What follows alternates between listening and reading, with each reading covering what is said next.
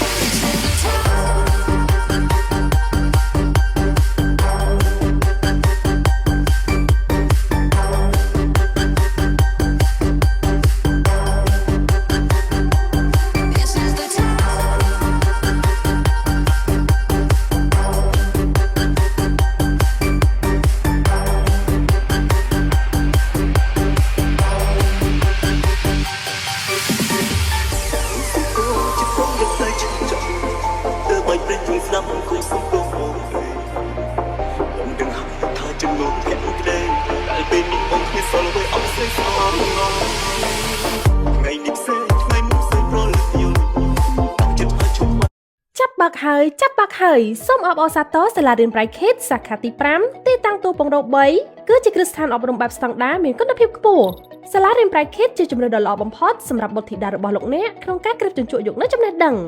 សាលាមានគ្រូបង្រៀនពេទ្យកម្មវិធី